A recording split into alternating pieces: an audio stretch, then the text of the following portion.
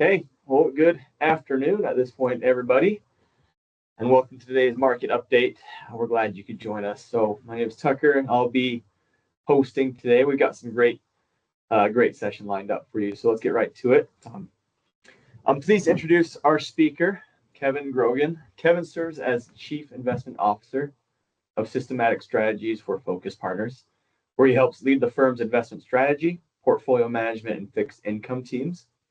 Kevin is also an accomplished author. He's co-authored 3 books, including Your Complete Guide to a Successful and Secure Retirement, which the Wall Street Journal named the best retirement book of 2019. He holds the CFA charter and the CFP designation and brings nearly 2 decades of experience at Focus Partners to our conversation today. And what I appreciate most about Kevin is his ability to take complicated investment concepts and make them accessible and actionable, which is exactly what we need in a market environment like the ones we've got today. So, Kevin, thank you for being here, and I'll turn it over to you. It's my pleasure. Yeah, good to be with you, Tucker, and thanks to everybody who's attending here today. So, I have a handful of slides to walk through to kind of give my perspective on not just what happened in 2025, but what some topics you might be hearing about over the course of 2026. Would mention too, again, if you do have questions along the way, don't hesitate to submit them via the Q&A function on the webinar app. So with that, I'll go ahead and share my screen. So to kick off with the 2025 markets, it's always kind of good to be the guy providing the investment updates when market returns are what you see on the screen, with basically everything in positive territory. I'll just kind of walk through what happened kind of from left to right. So on the left-hand side, you've got what happened in stock markets. So we saw U.S. large caps up about 18%. We saw growth stocks do better than value, and we saw large caps do better than small within the U.S. And then also last year, we saw international markets outperform the U.S. by a pretty wide margin. So international developed stocks up 31%, outperforming U.S. large caps by almost or a little over 13% last year. The other thing I would mention specific to international markets is that it was an exceptionally strong year for value within international markets. So value did much, much better than growth outside of the U.S. And that was particularly true of international small cap value stocks, which were up, depending upon which fund or index you might look at, were up 45 to 50% last year. And that's actually continued so far here into 2026, where we've seen international do better than the U.S. And in particular, international value stocks do really, really well so far here in 2026. The other thing I would highlight with respect to this U.S. versus international comparison would be turn your attention all the way to the far right-hand side of the slide, looking at the performance of the dollar. So the U.S. dollar depreciated relative to foreign currencies last year to the tune of about 9.5%. So I mentioned that last year international stocks outperformed the U.S. by about 13. About 9.5% of that 13% can be explained just due to differences in currencies. And so that was a big portion of the international outperformance, but not all of it, meaning that even in local currency terms, international stocks did better than U.S. stocks. Moving over to the kind of teal color of fixed income markets, again, kind of really solid year for fixed income, kind of mid-single digit returns for different bond indexes. So again, if you have kind of your standard 60-40 diversified portfolio, it was a really solid year overall in markets in 2025. And then moving over to the purple section in alternatives, again, pretty solid year. I would say kind of real estate or REITs were kind of a relative underperformer relative to everything else on this slide, but again, still decent performance. And of course, commodities have been a big topic of conversation with how well gold and silver have performed, but it hasn't just been confined to precious metals in terms of the really good performance in commodities. There have been other commodities that have had solid performance over the course of 2025 as well. So the only other kind of 30,000 foot perspective I'd share on this slide is kind of going all the way back to the beginning, looking at U.S. large caps returning 18%. it can be easy to forget how bumpy the road was to get to that 18% number. So if you think back to, call it early April, late March of 2025, that was when there was lots of market stress around the Liberation Day tariff announcements and things along those lines. And at one point, US large cap stocks had a drawdown of nearly 20%. And so to have lived through that over the course of 2025 and then end the year up 18%, I think really helps underscore the importance of staying disciplined to your long-term plan. And as best you can, try to tune out the headlines, tune out the market volatility, and just stay disciplined to your long-term plan, rebalance as needed. I think those are all sort of timeless pieces of advice that are always true, but I think it's an important reminder when you're looking at returns like this to remember that it wasn't always looking this rosy for the entirety of 2025. And in fact, at one point, it was looking like 2025 was going to be a horrific year for markets, and it turned out to be really, really solid on the back end, essentially. Okay, another kind of on the topic of trying to tune out the noise as best you can. Thankfully, at least where I live, we're not yet getting deluged with political ads, but I'm sure it will be here before we know it, because of course it is a midterm election cycle this year. And so one kind of data point that I think is interesting looking backwards is if you look back over historical presidential cycles, historically year two has been the year where you see the biggest 1-year correction. So you see on average in year two, the market has a correction of 19%, which again is kind of similar to what we saw last year. But on the flip side, you also see historically the biggest recovery coming out of that. So again, helps speak to the importance of staying disciplined to your long-term plan and not, again, abandoning it due to market volatility or due to concerns over what's happening from a political perspective. One other thing that we're monitoring pretty closely, if you think back to 2025, it was a really strong year for GDP growth, particularly in the back half of the year, really driven by primarily two different factors. One is the strength of the American consumer, and second is all the capital expenditures happening from artificial intelligence companies. So I'll talk about both of those as we move through the presentation. But specifically on the health of the American consumer, one thing that we're monitoring is just consumer debt load. And so if you look at where that stands now, it's roughly in line with the average post the financial crisis. So it has been rising a bit. So consumers are taking on more debt, likely to try to keep up with the rise in prices that we've seen over the past 5 or 6 years. But it's not yet at a level that's super concerning in the sense that we're just now back to what the average has been since, call it 2010 or so, and still below what the average has been going back to 1980. So bottom line here is consumer balance sheets remain in a pretty strong spot as we begin 2026 and makes the consumer more able to weather a potential storm of a recession or market pullback, things along those lines. The other thing that lots of economists have talked about is that the expectation is that consumers will receive about a 40% higher than normal tax refund in late Q1, early Q2. And the reason for that is due to the one big beautiful bill, reduced tax burden on many US taxpayers, but was not reflected in the withholding for working individuals over the course of 2025. So they had more withheld than what their actual tax liability will be. And so the expectation is for pretty sizable tax refunds this year. I would say, though, the one thing that's kind of counterbalancing this a little bit is that in early reporting on tax receipts, they've been higher than what they were last year. And that's primarily attributable to capital gains. So as you think back to that previous slide, 2 slides ago, where you saw the fantastic returns that we saw last year, well, now it sounds like many taxpayers realized capital gains, and now we're having to pay tax on those gains. So still, again, it speaks to the consumer being in a good spot. For those who are paying higher than expected capital gains taxes, that also likely means they have more wealth than what they were anticipating as well. And so I think that's again, both of these things kind of put together speak to the strength currently of the U.S. consumer and the U.S. taxpayer. Tucker, any questions so far?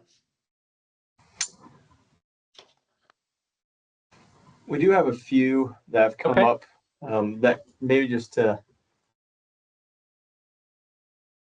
One is, what is your view of where the sweet spot is in fixed income?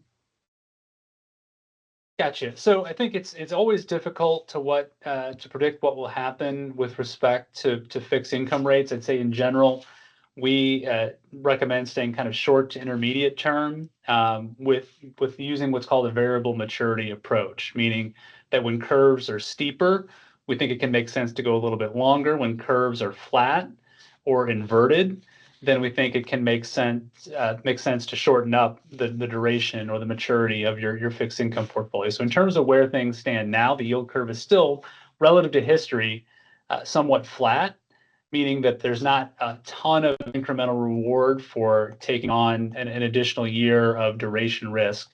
So in general, in terms of portfolios that we're building for clients today, our kind of fixed income ladders range from 1 to 5 years, meaning we're buying bonds that mature in years 1, 2, 3, 4, and 5, occasionally extending out to years 6 or 7 if there's value there, but that's in general what we're doing today. Okay, so keeping them shorter term then. Yep. Okay. And then there was another question about what is your view of the attractiveness of domestic versus international equities? We know that international stocks had a really great year last year. Yep. So on that note, I mean, I think it's the first thing I'd say is important to own everything, own both. I wouldn't own one to the exclusion of the other. What we would say is that if you looked at long run expected returns, we would say companies outside of the US have a bit higher expected return than US based companies due to differences in valuation, meaning you're paying more per dollar of earnings for a US based company than you are an international company. And historically, that's meant that on average, that the lower valued companies have higher expected returns than the higher valued companies. But that's a very noisy measurement, number one. And number two, it's really meant for long-term decision making. It doesn't really tell you much about what's likely to happen over the next quarter or over the next year, but say over the next 10 years, we would say you might expect a bit higher returns for international companies than you would US companies. But since you have to approach all of this with a good bit of humility, I think the important thing is owning both in some proportion and remaining globally diversified within your stock portfolio. Perfect. Those are the questions for now. Okay, great. So next topic I wanted to hit briefly was the topic of private credit, which is one that you might be hearing some chatter about, see some headlines about, in the sense that people are worried that private credit's a bubble, that it might cause a recession at some point in the future. And to give kind of the answer up front is that we don't really view private credit as a huge source of risk for the economy, at least not right now. In terms of private credit as an investment, we think it can make sense in certain circumstances. Of course, it's not right for every client. What we kind of preach is that there is no one right portfolio. There's the portfolio that's right for you. However, in the sense that it matches your ability, willingness, and need to take risk and how much comfort you have with complexity and illiquidity. But for certain investors, an investment in private credit might make sense. And the reason we don't think that this is a huge source of concern or alarm really relates to kind of that left-hand side of the slide, which is showing you the historical realized income versus trailing realized losses for a private credit index. And so one of the big appeals to investors of private credit is just the high yield. So right now you're looking at yields at around 10% or so on private credit loans. And if you look at where losses are running over the trailing 12 months, they're running at about 1% or so. So even if you saw a doubling or a tripling in realized losses, if you held income constant, you would still be in positive territory on loans made in the private credit landscape. And of course, you can see that has varied over time. So if you go back to the financial crisis, you saw realized losses got as high as 9.3%. Back in early COVID times, realized losses approached 3 to 4%. So you can see periods when the economy is under stress that private credit also might come under stress. But the key takeaway here, though, is that the income, historically anyways, has been high enough to offset those losses. The other thing that you might see in the headlines is, and this gets a bit technical, so I'll try to explain it, is this idea of payment in kind, or PIK is the abbreviation for payment in kind. And what that is a circumstance where, say, a borrower is under financial stress. They're not able to make a required payment on the loan that they took out in the private credit world.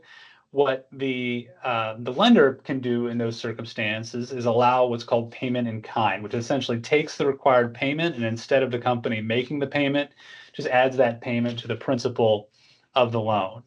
And of course, you don't want a lot of that, because of that eventually runs out. You can't just keep adding onto your principal forever, essentially. Eventually, that's going to overwhelm the company with too much debt load. But over short stretches of time, we think payment in kind can make sense. And so you kind of see on the slide, back in 2020, there was a huge increase in payment in kind, as lenders, I think rightfully, saw that they had companies under stress due to the transition that we were experiencing due to COVID, and said, okay, we're not going to foreclose right now. We'll just add to the principal balance on the loan, and hopefully those companies will get on more solid footing. And that's indeed what happened. We saw payment in kind come back down to kind of more reasonable levels, around 7% as a percentage of total income.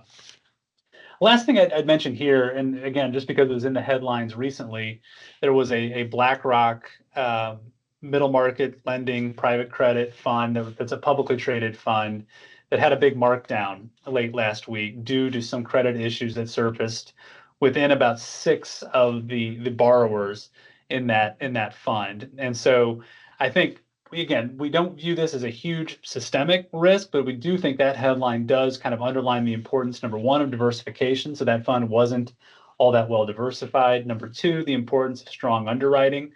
And then number three, the importance of not going overboard with how much leverage you apply to these private credit loans. And that was another big problem with this BlackRock fund, is that it used a lot of leverage on top of the loans that it was making. And so that just kind of amplifies everything. It amplifies your expected return, but if trouble does show up, the leverage also amplifies the amount of risk in the fund as well. And that's what kind of showed up here recently with that BlackRock fund. And so to sum up here, we don't really view private credit as a huge source of risk for the economy, but you do, if you are going to include it in your portfolio, be careful in terms of using a high quality manager that's not using a ton of leverage.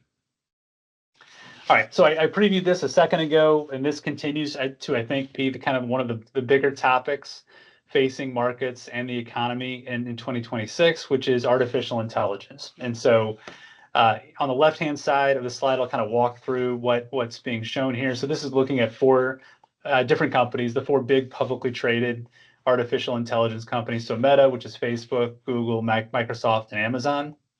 And I'll touch on Microsoft a bit more in a second, because it's down a lot actually today. We can kind of talk about that as well. But back in 2024, those 4 companies combined to spend about $227 billion in capital expenditures. And if you asked them at the beginning of 2024 to estimate how much their capital expenditures would be in 2025, their estimate was $194 billion. So they expected to spend a little bit less in 2025 than what they spent in 2024. And then you fast forward to what actually happened. They wound up spending nearly double what they said they would spend in 2025 in terms of capital expenditures in this race for artificial intelligence. And specific to Microsoft, like, their results were good that they reported today, but just not as good as what was priced in by their stock valuation coming into today. So that's why Microsoft, when I last checked this morning, was down about 11% today based on the results that they reported. And so it does sort of circle back to just the importance of valuation. Matters a lot when it comes to investing. Even if something winds up being wildly successful, there's a price that you can pay for it that it's not reasonable. And so that's always why we want to incorporate tilts or overweights towards value companies within our recommended portfolios. And so the other big piece with artificial intelligence, so obviously we have all these companies spending lots and lots of money, hundreds of billions of dollars, trying to build out artificial intelligence infrastructure and development. What really matters is, number one, whether all that investment will be commercially viable. And then number two, kind of related, is will that help improve productivity or not?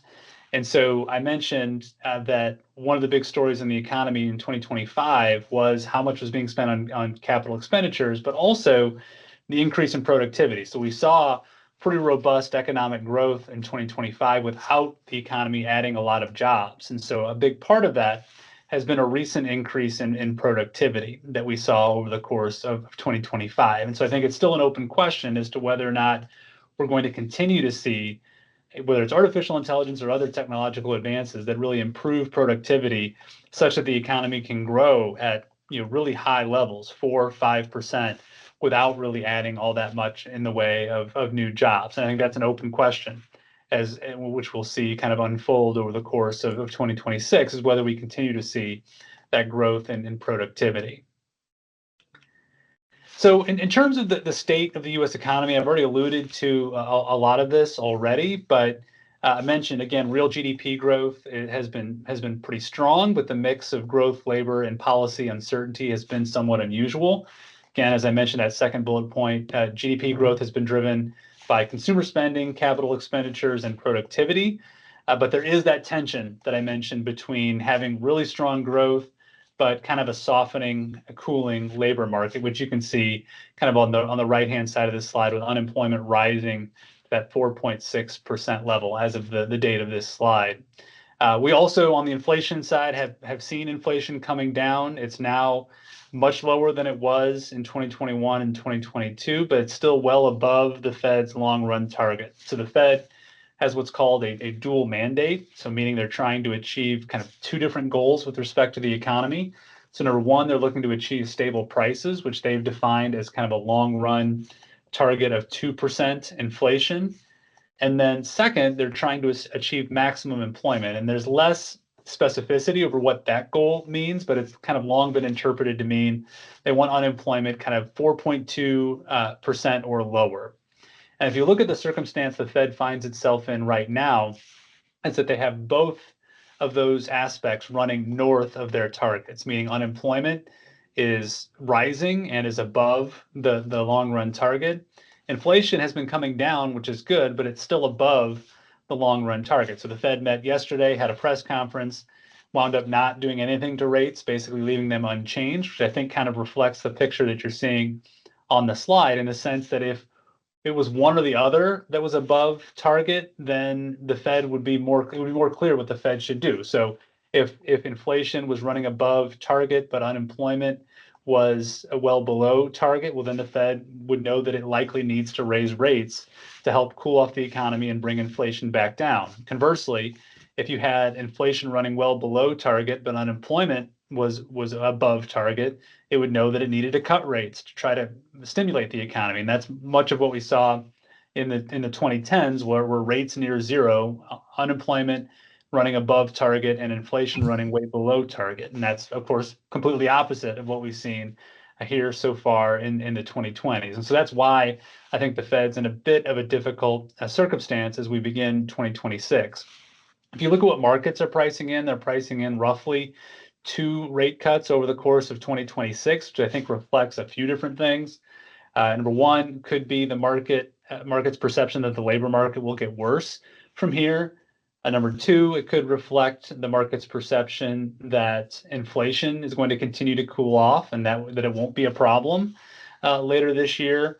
Or number three, and honestly, it's probably a combination of all three of these, is the market's perception that whoever is the next Fed chair is likely to be more amenable to cutting rates than Chair Powell has been so far. And so it's likely some combination of those three baked into what the market is at least expecting over the course of this year is just a couple rate cuts. So, which means rates lower by about 0.5%, which is not a huge cut relative to where we are now. So kind of bottom line is in terms of what the Fed is forecasting, what the markets are projecting, is kind of rates roughly where they are now over the course of 2026. So not as much volatility or not as much change in short-term interest rates from here in terms of what the market is expecting.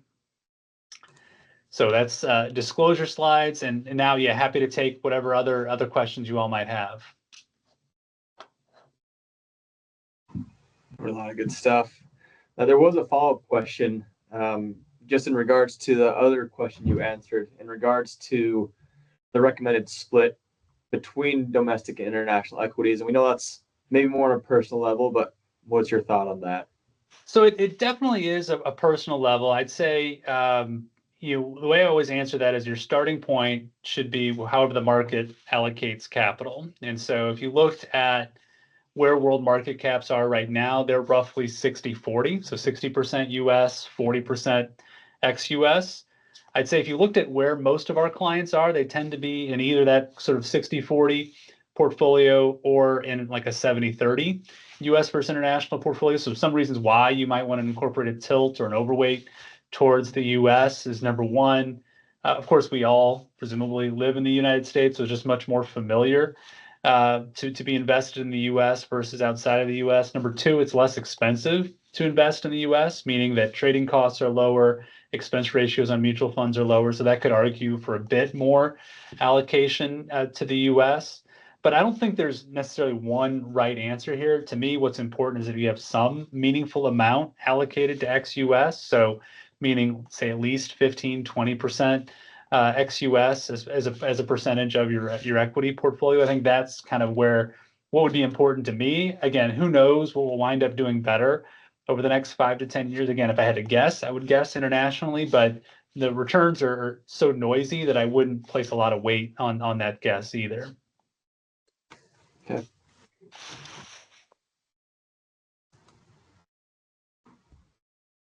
Just give it a second to see if any other questions come in.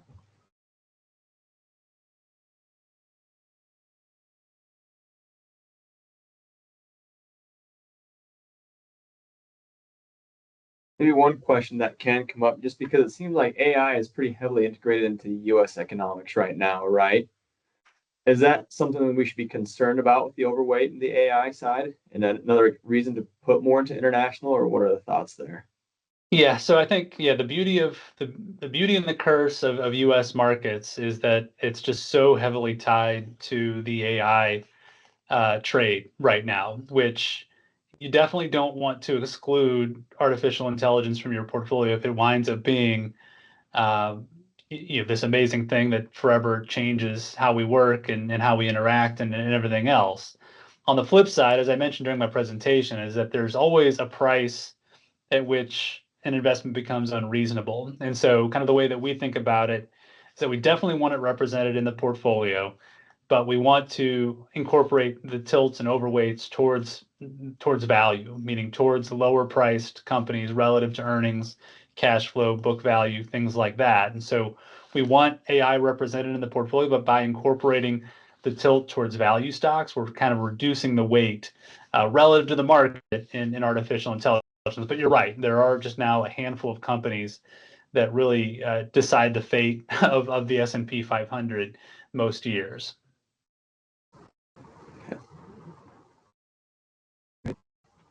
Okay, we'll leave it open for a few more minutes, just to see if there's any other final questions that come in.